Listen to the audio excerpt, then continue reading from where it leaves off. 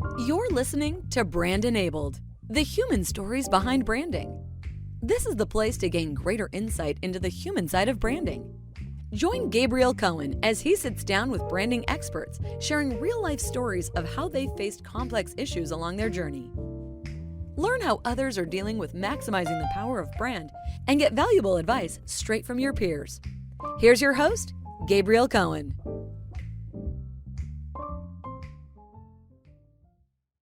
So for today's episode, I'm here with Patrick Reynolds. We've got a really interesting episode today, focusing on a couple of interesting concepts. The first one being someone who really has thrived in enjoying and working with challenger brands. So that's going to be a recurrent theme for today. And also this idea of the concept of what it means to actually gain unfair market share, which Patrick's going to explain to us. So Patrick, great to have you on the show. Why don't you just start by giving a bit of a background on where you are today and how you got to where you are? Sure. First of all, it's nice to be here. Thank you for having me. I am the Chief Marketing Officer for a customer data platform called BlueConic. BlueConic takes and organizes all your customer data that you're collecting and makes it sort of actionable so that you can, take the data that you collect and you can sort of reflect it back into the marketplace in the form of smarter, more intelligent, more personalized sort of engagement for the end customer. So that's what we do. And, I've been doing that for a couple of years now. Before that, I've spent some time at Mastercard, leading marketing for their data and services organization globally. Before that, I was in the loyalty space, CMO of a public company for a hot minute there. And then I really started in kind of traditional marketing, but really actually traditional B2C advertising. And so there's a real study of contrast there between how things once were and how they are today, and potentially sort of where they're going. And it's probably an interesting conversation. Yeah. So let's talk about this first idea that you said that you love challenges and challengers. Talk a bit more about that. Well, there's no fun when you're on top. There's only but one place to go. And so I like brands that are kind of not necessarily the biggest, not necessarily the best funded, not necessarily at the top, but they're smart, they're scrappy, they're aggressive, and they want to get to the top. And that, to me, the climb is where the fun is. It's, the summit's great, but the climb is where all the action is. And so I kind of like doing that. And as a part of that, as you said in your intro, there's this idea of unfair share, which is to say, trying to punch above your weight and actually gobble up more market share than you have any right to. So if you're taking on the 800-pound gorilla, maybe you have, rights to claim 2-4%, something like that of share. Let's try to, we have an expression, play with zeros. Let's try to go from 2 to 4 to 20 to 40, and let's see what that looks like. And it's this idea of just out hustling, outsmarting, out clevering your larger, more funded, more superior on paper competition to see if you can get the better of them. What kind of muscles do you need to develop in that world compared to when you are on top, and maybe talk about a few examples or example that really comes to mind where you've done that and how you did that. Yeah, I mean, I would say that the twin disciplines that serve you best there are a willingness to take some risks. If you are the challenger, you are going to have to take some risks if you want to gain share. And the other thing is tremendous agility. You have to be ready for any misstep that the competitor might make or any opportunity that the market might make, whether it's the economy or anything else, that you can gain unfair share of if you're in a position that you can capitalize on it. So speed is critically important. And again, willing to take a few shots, even if maybe all the facts aren't in, you're going to kind of, roll the dice and see what happens. That's, but thoughtfully, that's a part of it as well. So pick a story, whether from where you work today or from your past, where you've actually done that. Tell us that story and how you did it. Well, I've worked with a number of different challenger brands. One of my favorite stories is when I was Working on a brand, I don't know that they've left the United States, so apologies to international people who may be listening, but it is a satellite TV brand called Dish Network. Dish Network is founded by one of the all-time outlaws of not only business, but practically society, a guy named Charlie Ergen, who was one of the first guys and literally personally put satellites into space. I won't say by himself, but in a way that is so improbable. It was like Charlie Ergen here and NASA here. So that's a challenger. So getting to know Charlie a little bit and his sort of worldview, it became clear to me that very traditional marketing was probably not going to scratch any itch that Charlie had. So when I was at Publicis, in Seattle, devised a campaign that actually did get him to kind of stop what he was doing and sit up straight, and eventually a big smile. We weren't sure if we were going to die or get canonized that day, but we came up with a campaign that said "Cable sucks," which had really never been done in that bold or daring a way before. So again, it was a calculated risk. But it stemmed from an insight that, for satellite to gain share, cable had to lose share. It is literally a zero-sum game. Everybody's got one of the two. So if you want to gain unfair share or just any share at all, you need to take it at the expense of the various cable companies in the United States.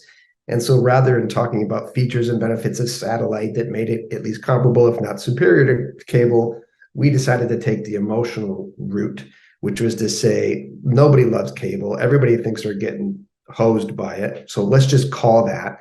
Let's get people on our side. And then from there, we can get into rational benefits. So it was a very emotional tact to what had been a more channels, greater clarity. That was kind of the noise of the market before. And we just came out and really had an audacious campaign, which, by the way, did get some blowback as well. But they did actually have some very good results when it ran. Yeah, we know Charlie well being here in Denver. Is there also an aspect to this that when you play the challenger brand that you can't use the traditional playbook? Yeah, you can't. And so again, in that campaign, we did everything. We had out of home. We took every single Dish Network installation van that was on the street, and we put cable sucks all over it. So it was really a guerrilla, GUIRLA, campaign from the top to the bottom. And whereas cable kind of lived off owning their channel, which is cable, we looked at it from a variety of different ways and sort of came at them from all angles, much like you would a much larger, better funded, better equipped competitor. So it was pulled all the way through. No, it's interesting because you talk about this. You talk about the being the challenger, but then you also worked at a brand like Mastercard for quite a few years. And when we were talking before the recording, from a brand standpoint, you'd argue that Mastercard is one of those brands where they've invested a lot at that overarching brand level. Everyone knows about priceless. There was a lot written about even last year that Mastercard were even going to drop the Mastercard from the visual identity because the overlapping circle symbols were now so iconic. But you at the time were actually working at one of the divisions as Yes. well. So talk about how brand either helped or didn't help when you're working down in one of the BUs, because we associate a lot on the consumer side, but you were working actually on the B2B side. Yeah. So you're sort of captive to your own success there, right? So, when I say Mastercard, you will say priceless, or you might even hear it now, the mnemonic. Mastercard's very into, the audio signatures as well. And it's it's one of the world's, greatest brands, most valuable brands, et cetera, et cetera. But 99.9% of humans on the earth think of Mastercard as a consumer sort of credit card brand. I think that perception is evolving, of course, but it's certainly first and foremost the priceless company, as it should be. And if you look at their stock trajectory and everything else, that's a very, very good place to be. Now, if you, like me, are toiling to try to establish a B2B brand and say that you have a value proposition, not only for, banks and lenders, but also for merchants and other kinds of companies, You have some explaining to do, as to well, how does prices play into this? Well, I mean, I can give you a marketing answer to that, but that's really the consumer part of the business. So here at Data and Services, we have a trove of data on global transactions that no one else can equal. And I can tell you about your business with a level of granularity and specificity and fact nobody else could possibly do. Let's talk about you and your customers and how you engage and what they're doing and when they're doing it and why they're doing it to the degree that we can know that, et cetera, et cetera. We have a whole raft of some of the world's leading consultants that can give you, the kind of market intel you need to gain unfair share from your competitors in the B2B world, et cetera, et cetera. So it didn't hurt us, but there's always that, what's this got to do with priceless component to it, which is only fair. And when you're starting something new or something that is sort of child to the parent, like all children, at some point you kind of want to come up from mom and dad's shadow, and that's a little bit of the exercise as well. I would also hasten to add that at some point, ideally, those children come back and are happy to be affiliated with it. But at first you're kind of like, no, I want to do it my way. I want to be my own thing. I want to be the challenger, not the incumbent. Because when we were at Data and Services, we weren't competing against Visa or American Express or anybody else. We were competing with the world's largest consultancies and the world's largest technology companies. And they had one thing that they did. They were focused on their area, and we were sort of spread a little bit differently. So did prices provide in any way umbrella support, or was it something that you had to actually put to the side because you had other challenges at the time coming in that you had to address and counter in a different way? Yeah, I mean, you certainly never had to explain the company that you worked for when you talk to anybody on God's green earth. But again, there's this perception of, Mastercard transactions. So for example, to a lot of merchants, transactions are equal expense, right? So they think, aren't I giving you guys enough money already? With transaction fees and such.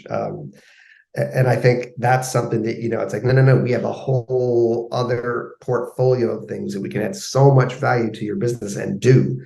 It's just, it's a different conversation than a McKinsey would have to have. It's a different conversation than an Adobe or a Google would have to have, and so on and so forth. They're a little bit more monolithic, and we were trying to actually dimensionalize an established brand. Right. The brand's talking about prices, but you've got your customers actually saying, no, what is the actual price? It's not what is the actual price. Correct. When you talk about the first part of your career, your first CMO gig, you said that if you had the data, your CMO gig would not have ended. Correct. Yeah. So again, this is in the prehistoric times when, data was very scarce and very loosely defined, I will say. And, it would often take, at the time we did have a data sort of consultancy that we'd work with to go through sales data and that, but they would sort of come to us in a small army of people would pack a conference room, and they would talk about things that maybe happened 2 quarters ago. Like, we've looked at all your transaction data, and here's some patterns that we see emerging. Well, that's all well and good, but what's going on right now? If you take a look at the speed with which the world is spinning today, as you and I are recording this, we could talk about the Middle East, we could talk about Eastern Europe, we could talk about the geopolitical situation even within the United States, et cetera, et cetera, et cetera. Ain't nobody got time for 2 quarters ago. There's no insight that you're going to give me from 2 quarters ago that's going to help me today, the theory goes. And in the case of where I was, which was at a very high-end consumer electronics brand, I don't really think we smelled the danger until the wolf was at the door.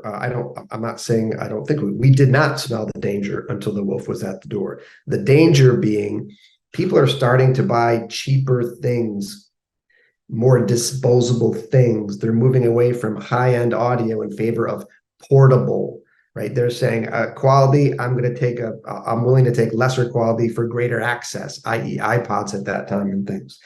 And by the time we worked out that that's what was going on, to say nothing of the proliferation of phones where people would talk more than they would listen in their car, as an example, it was game, set, match. There was nowhere to go. That was it. That was it. We had all these physical locations that were no longer needed. E-com was going to become the norm. Lower ticket, faster, more disposable products would be the norm, and still are today.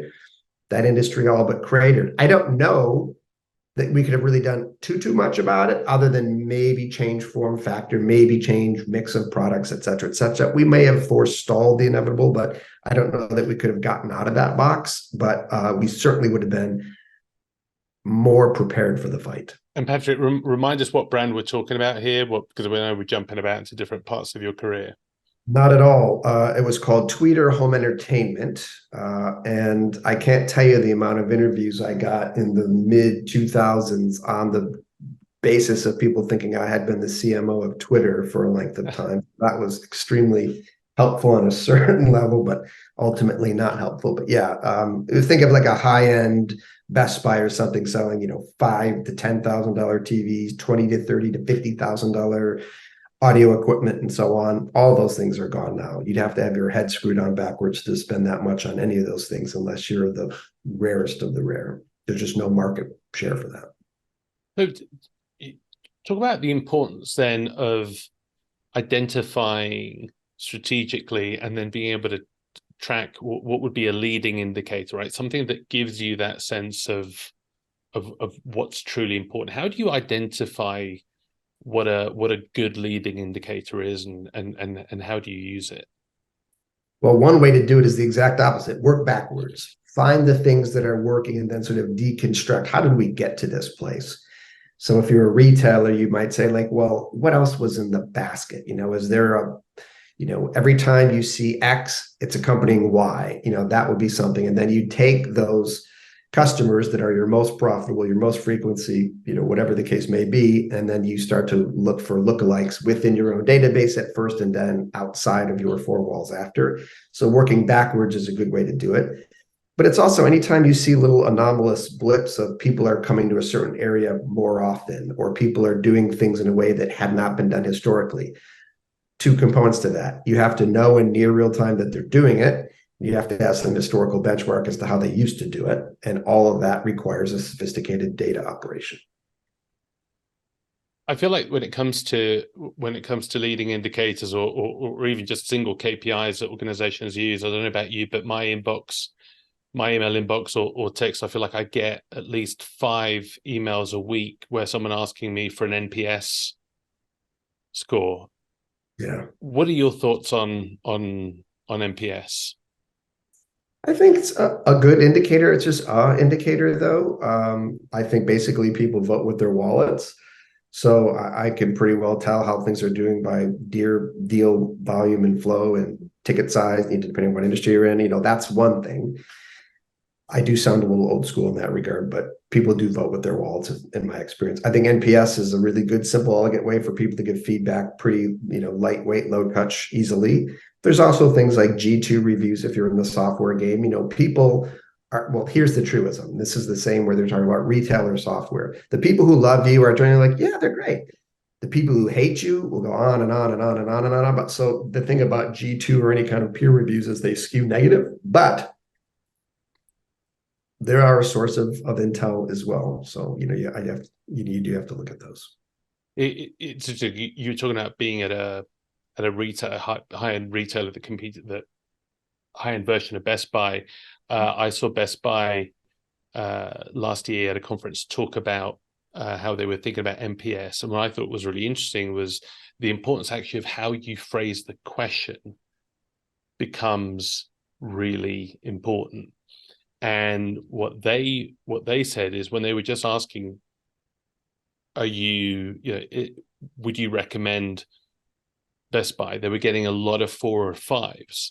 When they tweak that question to how do we deliver compared to your expectation, the benchmark actually came down, because then all of a sudden a 3 is, yeah, you delivered on my expectation. I'm only going to reward you with a not necessarily a 5, because NPS is typically done on a 1 to 10 scale. But all of a sudden, when you frame that question, the scores came down because now you actually had to score higher to over deliver. Yeah, five is what I expect.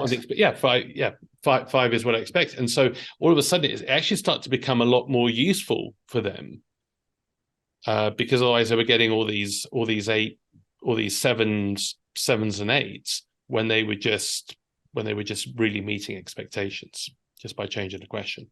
I think another twist on that same thing that, is not, you can't really do this in an NPS framework, but is along the lines that you described is, and this goes back to my days in advertising. This is the old strategy question is, what do you want the customer to think, feel, or do instead of what? So the way that you would translate to NPS is, how was your transaction today? It was 8. Great. How do you think it would have compared to an Amazon transaction? Because that's who Best Buy is competing against. They're like, okay, I could buy it on bestbuy.com, or I could go into a store and get the thing. Okay, that's great. I'm glad that the frontline service is good. I'm glad that the store displays were nice, blah, blah, blah. Obviously the price must have been reasonable. Do you think was that a better, worse, or identical experience to Amazon? That's really the question that you need to tease out in that situation. NPS is not ideal for that. I think that's such an interesting insight, because so oftentimes as brands, we just think about it in our own context, when in reality, consumers viewing it, you're just one moment in an experience of their day. They've just ordered something on their app to pick up at a Starbucks. They've just ordered something that's going to be delivered in Amazon in 4 hours. So they're not thinking about your brand in the context of your world. They're thinking about it in the context of their life in general. It's such a good insight. Yeah, and this when I was in the streaming audio space, a conversation that we'd have quite a lot with typically radio people is, people don't want, just the songs. They want these humans around it and storytelling and all this other frivolity and everything like that. Well, the data just did not support that. People wanted the songs that they wanted, and if you want to listen to Radiohead and you want to listen to There. First of all, it's preferable to hear it when you want to hear it. So I go to Spotify and I listen to it. But that song sounds exactly the same, independent of compression and all the other technical things, on Apple, on Spotify, on, you name it, the radio. It's the same content. So the packaging has limited utility in most cases. So if I need a new flat panel TV, what's it cost? And how does it get into my house and on my wall? Those are the criteria. And I really don't care. It's the same TV, whether I get it from this one, or Amazon. Yeah. This conversation about data is a good segue to the almost like second half of the conversation, because almost the second half of your career, because if in the first half, the challenge was you didn't have enough data, you talk a lot about in the second half this danger that we have around worshipping false idols in the context of the amount of data that we have together. What do you mean by that? Well, in the first half, and I am decidedly aging myself here, a lot of business was predicated on relationships, right?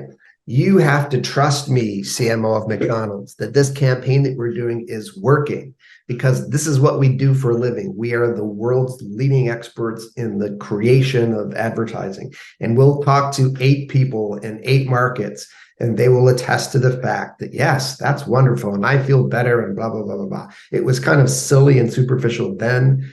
It's sillier and more superficial now. But there really wasn't other good ways to sort of prove the efficacy of things. And basically, you were doing fine if the business was good. It's the old correlation causation. I don't know which it is, but if my sales are up, I'm assuming that the advertising or the marketing is working. Let's use marketing for this case.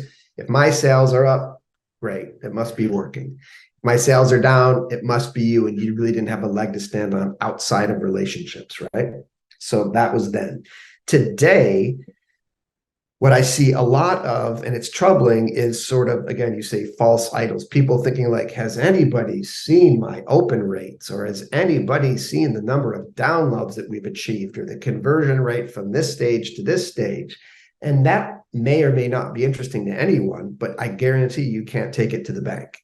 And that's the difference. When people were judging you, it was on the basis of how much was their deposit in their bank every day. Now it's these sort of inside baseball, navel gazy kinds of marketing things that we're getting very excited about. And we don't typically take the time to connect that to actual business outcomes. So pulling this full circle is like, let's see where the business is humming. And then let's look backwards at attribution to see how did we get to this place? What did marketing actually contribute to that? Or was it the decay of a competitor? Was it just sheer demographics changing or whatever the case may be, right?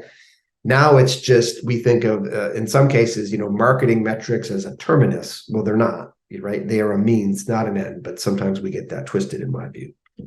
How do we deal with things that become harder to measure, like brand, because it's more intangible, right? It's from a performance marketing standpoint. You talk about, attribution has its own challenges around what part of attribution do you measure, but how do you balance this thing, this aspect of, just because it's harder to measure, we know as marketers it's important to focus on the brand and on the demand gen. How do you handle the brand part of it when it's harder to measure, it's harder to translate into metrics or outcomes that the CFO can actually look at and understand, as opposed to these terms like brand equity that don't really mean anything to a finance person? Yeah, we have come a long, long way. There's, marketing is still a blend of art and science. It's much more science than it has ever been, but there is still an element of art to it. And I, for one, am elated that that is the case. Not everything can be explained. Marketing is kind of that ghost in the machine, or sorry, the brand rather is that sort of ghost in the machine that sort of has that, I can't say why, but things just get a little bit better when it's good. Having said that, there are things that you can do. For example, you can look at sort of store or site traffic. If it goes up sort of organically, that's one thing. Inbound inquiries, media coverage, RFP submissions. There's a number of things that, again, can be correlated. You can't always say caused, but you can say correlated to the increased stature of a brand, partnership outreach. There's all kinds of things you can do. Supporting premium pricing, one of my favorites. So you can take a price move, and if your brand is strong enough, you generally have that elasticity. If your brand is not strong enough, you generally will see some shrink. And that's another good indicator of that. Yeah, what I like about those examples is, even if marketing doesn't necessarily own some of those metrics, they're all metrics that the business can understand. And somebody said to me the other day that, I think you're better off trying to tie marketing into a metric that they may not necessarily own, but is accepted and recognized by the business, rather than trying to introduce a metric that is fully owned but means less. So talk about your role as part of the ecosystem, even if you don't own it. That is such a huge insight. If nobody took anything away from all this jabbering, that is what they should take away, which is to say it is a fool's errand to think that you are going to teach your executive colleagues about marketing and they'll ever give a shit. They never in 1,000 lifetimes will. Never. I don't know if I can say that. They never will care enough or at all, to be very honest with you. You have to adapt your language to theirs. They don't care about MQLs and they don't care about stage conversion and funnel velocity and all those things. That's like, wah, wah, wah, wah, wah. So more customers came into the door. More people came to the website. Transaction counts got more frequent and basket size got larger. Churn reduced. Returns came down. Then you can't claim all of these things, but you can say, let's just look at the trends of the data. And then when we did brand changes or when we ran a campaign, and again, you can say this is correlation, if not causation. And in many ways, it goes back to the conversation about data as well, because this was a key thing I heard the other day as well, that we're so focused on data and we've forgotten the importance of storytelling around the data. And as much of it is internally. 1,000%. Yeah, we sort of struggle with the restaurant versus the grocery store thing, where we're so grabbing all these different, I'll take one of this and some of this and some of this and some of this. And, we've, stocked all the cupboards and everything, but nobody has the recipe to make anything with these things. So if you don't have this experience, the skill, the creativity, the agility to say like, oh, I just got a new ingredient in, I could make something really cool with that. And then in this case, that ingredient is data, a new data point. Like, oh, I did not know that. Let's spin up something on that. Let's do a social campaign on that. Let's do a customer testimonial about that. Let's make that a speaking submission, an award submission, et cetera, et cetera, et cetera. So that's where, yes, it's one thing to have a lot of data. It's another thing to know what the data kind of means. That third leg of the stool is the hardest one, which is how do you convey that meaning to a wider audience inside and especially outside of marketing and outside of your organization? How much emphasis do you place on that internally with your own team? So as a CMO who has a team, and you've probably got a mix of generalists and specialists, what are some of those skills and aspects of how you level your teams up? Yeah, we really strive imperfectly to strike that balance between why BlueConic and how this feature drives value for your business, Mr. Customer or Mrs. Customer, right? Like both of those things have to happen. If it's just BlueConic is wonderful, they've got the smartest people, they've got the best platform, and it has the highest performance ratings, that's cool. I have jobs to do though as a marketer, right? So how can I find more lookalikes more efficiently at lower cost? That's right. I need both of those things. Oh, BlueConic, I've heard of them. Tell me about lookalike modeling. If it's just lookalike modeling, it's like whatever. I don't, you know what I mean? It's just never going to stay. You need to hold both of those things in the same orbit. But can you talk a bit about then lookalike modeling and how do you do lookalike modeling well? Because I think that really has its foundation in segmentation and understanding customers. It has. So again, going back to the prehistoric times, the whole notion of direct marketing at the time was the kind of, for lack of a better term, birds of a feather, right? If you lived in this zip code and you probably, if you did, you probably had this kind of disposable income. You probably had a family that was about this size. You probably had this sort of political leaning. You probably, right? And that was the best that we had to work with at that time. And at a super high 10,000 foot level, that's kind of true, right? My town, there is a sort of persona to it, if you will. But if you go lower and lower and lower and lower to the ground, you see that we're quite different here. On this side of my house, coincidentally, I have a very young doctor. On this side of my house, I have an older gentleman doctor. They have the exact same last name. One is an Australian immigrant, the other is an Irish immigrant, and I am here in the middle, a pug-nosed American marketer. So we're not all the same on this block. We're not all the same in this town. The only way you can tease the three of us apart is in the data, right? It's in the data. It's in the details. It's in the specifics. So again, if you're doing lookalike modeling, I look at who are our best customers as individually. What characteristics do they have? And then I can go out into the marketplace and try to find people that mirror them as closely as possible. Not on some sort of theoretical framework. And then how can you get to the attitudinal aspect of those lookalikes around the notion of you want people who have a shared belief? That is still relatively tricky, sort of the emotional component. What I'm speaking of now is largely sort of behavioral, people that behave a certain way. Let's look for people that behave a certain way. What's behind the behavior is not something that sort of our software and our technology sort of solves for. I do think that's critically important, but it's not, we watch people's feet and their wallet, and then, other people kind of look at the other.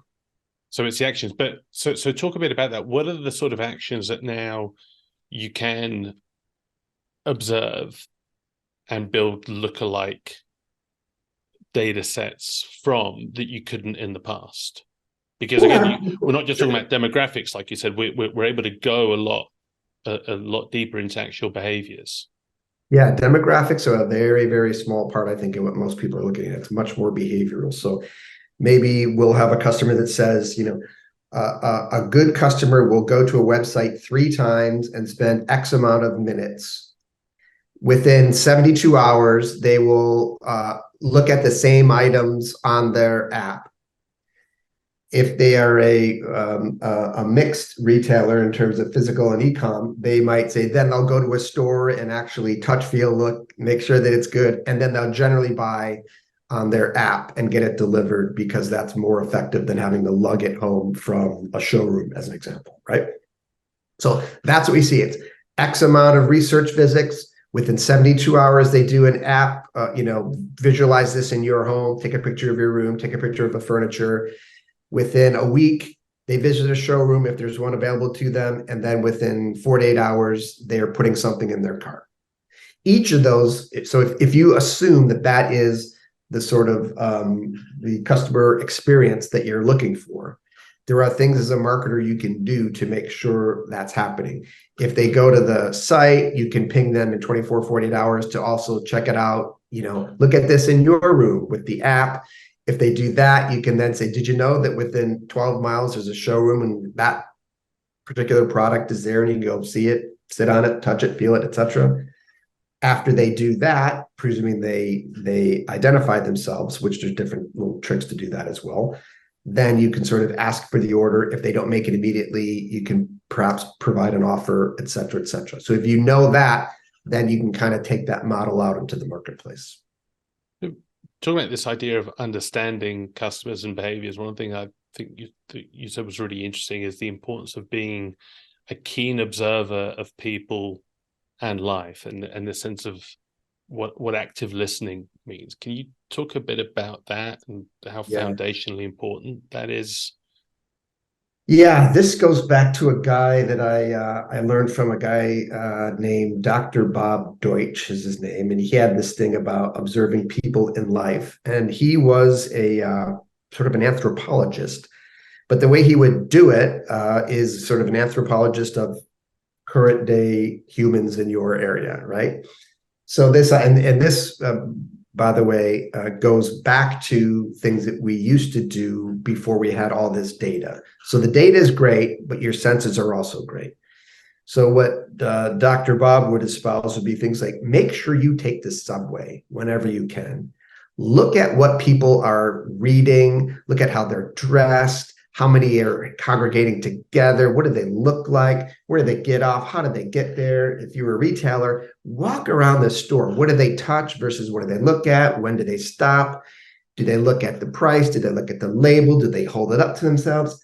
And it really is a very important thing that you can do both physically with your 5 senses or however many you have, and you can do it digitally.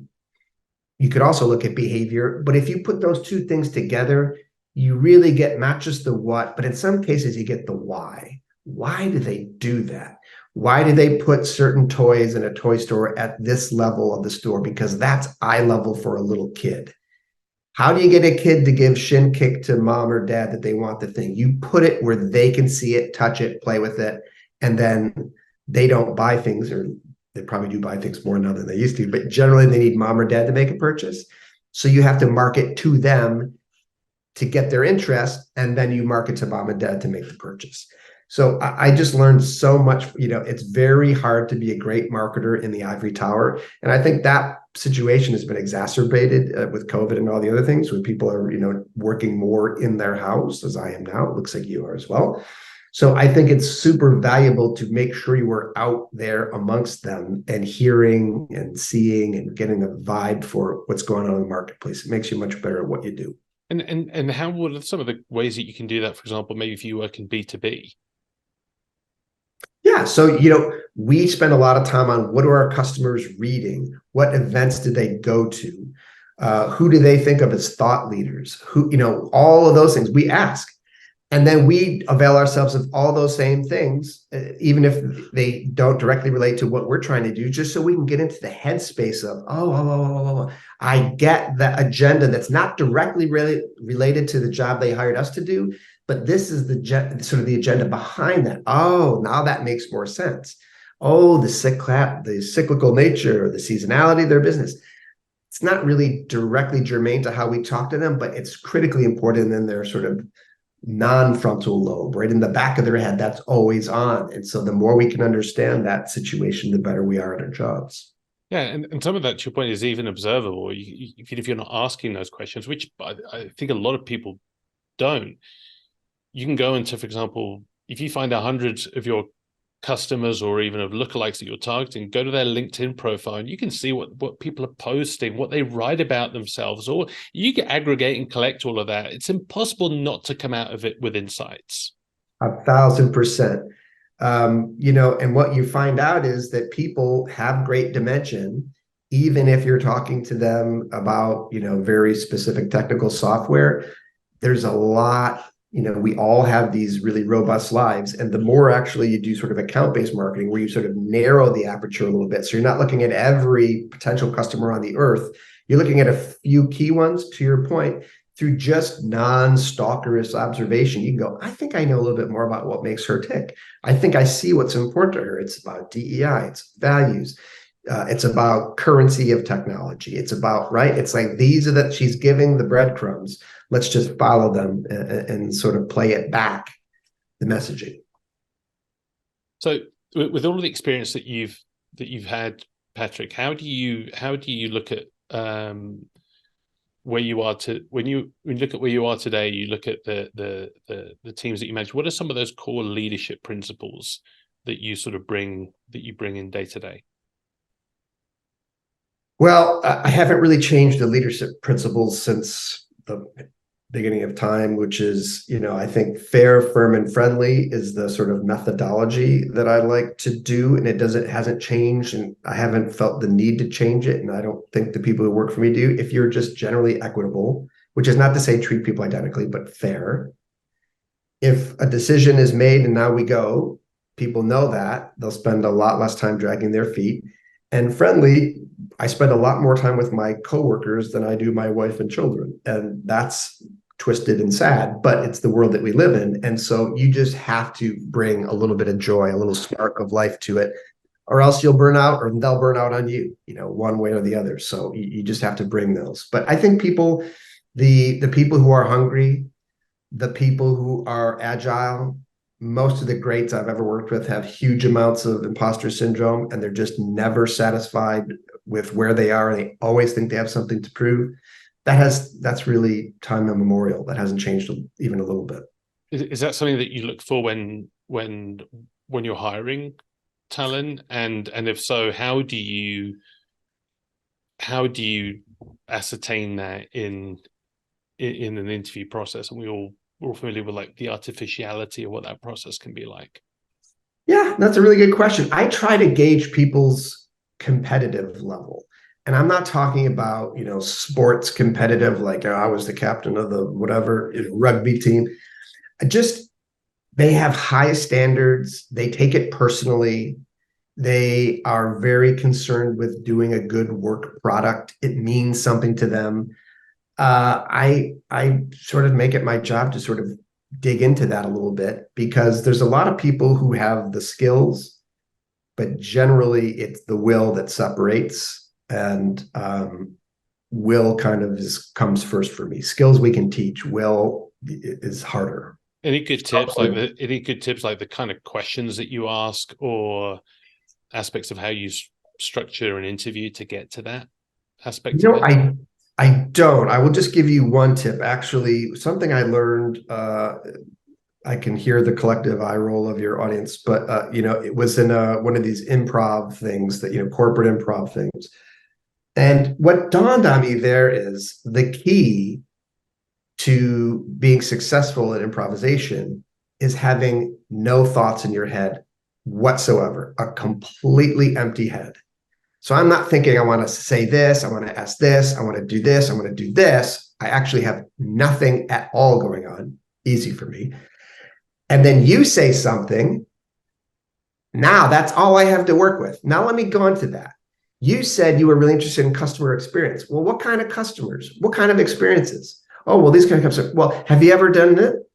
Right? It just one thing leads to another, leads to another, leads to another. So I just try to get you to say something, and then I take that and I try to take it a little bit further, and then you respond. I try to take it a little bit further, a little bit further. So I have a script. Hopefully our people are not listening to this, because we do have a sort of list of things we're probing on, but I'm not particularly good at that. It feels very wooden to me. I need to listen to what you say, ask a question, ask a follow-up. Yeah, well, you totally took the nothing going on in your head joke from me, because that is exactly what I was going to do. But I think what I really took away from your point is this notion of starting with no thought connects to the notion of allows you to then really do active listening. Yes. And ask that next question, ask the why or the what that gets you to the insight. Because if you start with predisposed ideas, you might miss what someone might say, because you're thinking about your next question that you're going to ask. Yeah, and that generally doesn't give you anything. If I say, what do you like to do for fun? You say you like to watch Liverpool Football Club. I say, how good are you at math? That doesn't follow. That's just me obviously going through a series of questions. That doesn't really follow, right? So, it's like, oh, you like Liverpool? Oh, I like Liverpool. Why does it, and that's how people get to open up, and you start to reveal your true character, I think. Well, as a Manchester United fan, I would. Tough day for you yesterday. Yeah. All right. Thanks for that. Patrick, that is a great point to end, because we don't want to talk about Man United anymore this season. This has been a really thoroughly insightful conversation. I've really enjoyed it. Thanks for being on. Thank you for having me. That's all for today's episode. We hope these insights from top brand leaders help you as you face your own branding roadblocks. Remember that you're not alone in the challenges you face, and there are always impactful, creative, and human ways to solve brand problems. If you would like to further connect with fellow elite brand leaders and join our community, send an email to gcohen@monocle.com. Thank you for joining us. See you on the next one.